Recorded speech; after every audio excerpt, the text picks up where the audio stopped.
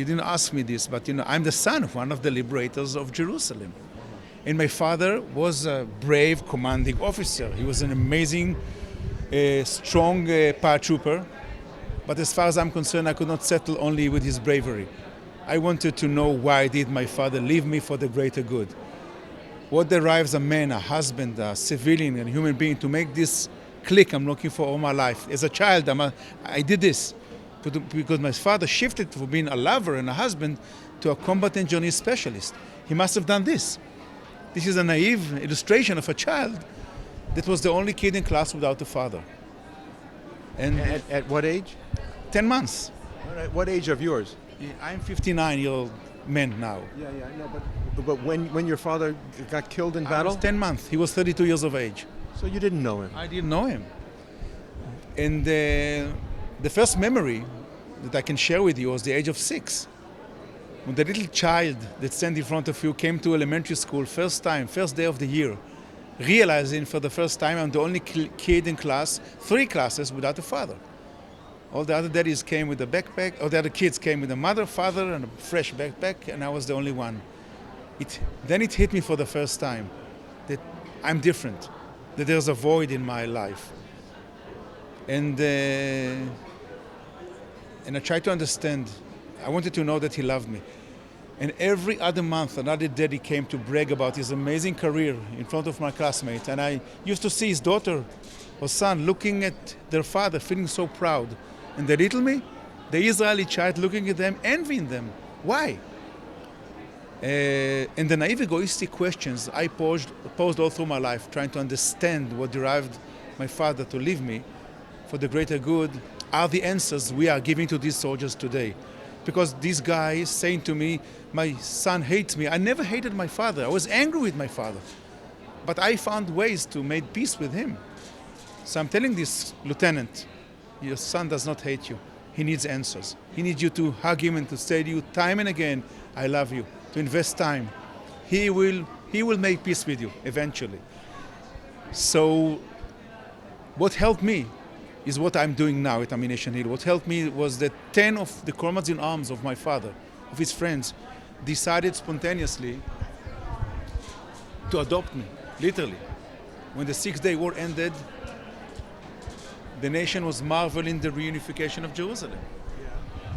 The nation was, try to imagine, 10,000 Jewish people dancing hora in front of the Kotel, blowing the shofar, rabbis, media, they were all there.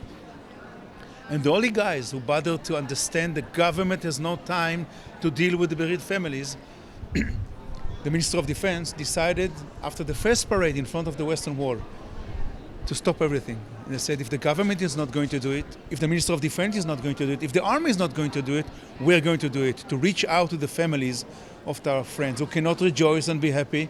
They lost 182 only in Jerusalem of their friends. Almost 100 of them were the paratroopers.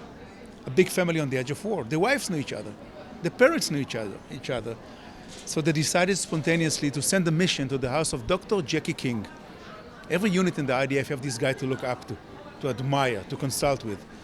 It's not always the commanding officer. Sometimes it's this humble doctor who never shot one bullet, but saved lives along with his medics and physicians in the trenches of Ammunition Hill, all over the Jerusalem.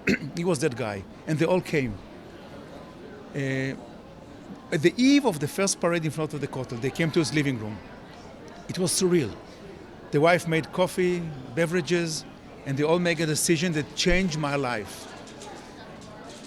Tomorrow morning, we're paying a visit to the families. No more parades. They made charts, literally dividing Israel between themselves, and the following morning, 10 a.m. in the morning, a knock on the door of my father and mother home in the city of Kfar Saba. My father was gone for 2.5 weeks. My mother was an official widow of the IDF. And she opens the door and she sees 10 salt of the earth, amazing paratroopers. Now civilians once again. Nobody sent them. They described my mother like a skeleton. She was 36 kilos. 2 weeks of getting prepared for the war, she couldn't eat. Now she was abandoned by the government. The nation was marveling the reunification of Jerusalem. She was left behind with a 10-month baby. And the first question they posed to her, where is Alonchik? My name is Alon. As old as I get, I'm their baby. I do not remember anything. I was a 10-month baby. What they said to me, they pointed at me, saying to my mother in so many words, maybe Alonchik lost a father, here 10 alternative uncles, brothers. It doesn't matter the title, Alonchik will never step alone anymore. Now this vow, this promise resonated the following 10 days all over Israel. Unsent, when the instinct was to be marveling the reunification of Jerusalem, to be admired, they came to the Galilee, to the Negev, to the kibbutzes, to the moshavs, to the old cities, the new cities, finding families in a state of shock, mourning, abandoned, hugging them in a way that held water until today. I lost my father, I know exactly how and when, but I've gained 10 amazing idol figures who became fixtures in my life. And to them, I was privileged. I was rude enough, brave enough to pose all the tough questions an Israeli boy had to ask. Didn't my father love me? Didn't you love your families? Why the hell did you keep on leaving your families? What does actually war mean? Were you not afraid? All these questions, they so willingly answered to me. And they gave me the whole story because I never knew it then. I can tell you now, and I'm telling this to the officers who come to Ammunition Hill, I wanted to forgive my father. I wanted to know that even though he left me, he loved me. And he had no other choice. And they willingly gave me everything I wanted to know. And I also could not settle with only 1% of the life of my father that defined him as a brave hero, liberator of Jerusalem. How was he as a man, as a husband, as a father, as a storyteller, as a friend? And they gave me my father from their guts in a way that other kids that have daddies taken for granted will never know. I wanted really to know everything because I had to fill the void in my life. Yeah. And this is what led me to stand here today, so many thousands of miles from home in Dallas, and share what I found about, not only about my father, about the IDF people. First and foremost, human beings, civilians, family members who were afraid. This is not Sparta. We do not breed our kids to be this. And not being the only kid that his father did not come 6, 7, 8 p.m. from his amazing career every evening home. The kids that his father could not sit on the couch that nobody's allowed to sit on. I could not jump on his laps. I could not hug him. I could not be hugged by him. I wanted to recreate this in my mind because the other kid had this. I could not rebel against him, beg for the car keys, all the things that my friends took for granted. I wanted to know him, and I'm proud to tell you that today I know my father. I know my father so much well because it meant to me to be part of, to be worthy to his legacy, but to make peace with him, and I forgave him many, many years ago. I was that child of that reservist that stands in front of me 57 years afterwards, saying to me, what should I do? Be father again. It's tough. And you should be proud of your choosing to leave your newborn son for the greater good, for awful 250 days in the heart of Gaza. You should be proud of it. The nation should salute you. And these soldiers are being saluted at the heart of bravery at Ammunition Hill. Your nation should say thank you. And they are coming back to their homes. And later on, they're coming to Ammunition Hill with their kids. Time and again, this guy said, you remember I was here a month ago? This is my child. Can you lead us through the trenches? By all means, I can do it. And I'm telling to this kid, your father is amazing. And it means something. So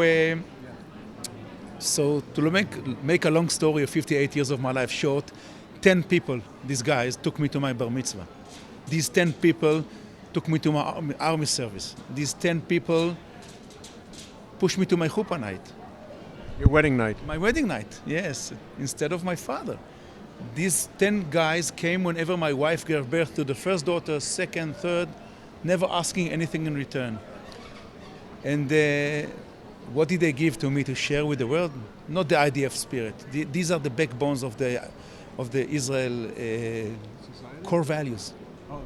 Ethos, we say. Ethos, or core values. Yeah. Because when they fought at Ammunition Hill so boldly, they implemented all the big words I'm using on a daily basis. Bravery, camaraderie, leadership, courage, creativity, brotherhood. All these notions, all these core values were the values that led them over a sip of coffee at Dr. Jackie King home to decide to knock on my doorstep and adopt me forever. What does it mean? It means that bravery does not belong only to the IDF, and leadership not belong only to the Gaza tunnels. Leadership, courage, commitment to a mission belongs to anybody that chooses to be part of this big story of the Jewish people. And people come to Ammunition Hill, and I'm telling them it's your bravery, it's your leadership. Be inspired from this place and be the best you can be for your communities. Later on, it evolved to be one heck of a statement to anybody that chooses to come to Ammunition Hill. Non-Jewish communities from Australia, from Brazil, from all over the world come to Ammunition Hill to understand how does a nation choose to cherish the legacy of the founding fathers, not only as soldiers, but as human beings. And they're coming back to their homes, to their communities, saying, wow, I can be brave. It's in my guts. I understood something, and if my teacher, my professor, my father, my employer, God,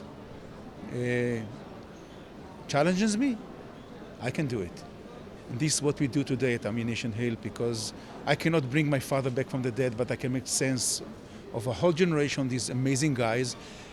And until today, 3 dozens of them, 36 guys, are volunteering at Ammunition Hill. They are the hosts of Ammunition Hill. They do not talk about death. They did not start their position or their role at Ammunition Hill in June 1967. They did not end it 6 days afterwards. They have something else to bring to, and they are talking to the kids that are coming. Some of them speak Polish, German, English, Hebrew, and they talk about Israel, the last 58 years, some of them 70 years of Israel, in a way never done before. And when they ask kids, tell the kids after they make their presentation, do you want to ask me something? And the kids ask them question like, can you tell me, were you not afraid? And one of the girls asked this guy, and he started to cry. He said, for a lifetime, I waited for someone to ask me this question. I am not Superman. I'm not a god upon earth. I'm not a machine of war. Thank you for asking me. And then the conversation starts from the beginning. And really, it engages people. This is the least we can do. And we evolved from being a battlefield to an educational asset.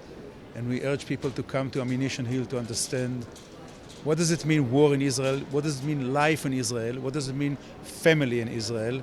Everything makes sense over there. And this is what I do on a daily basis.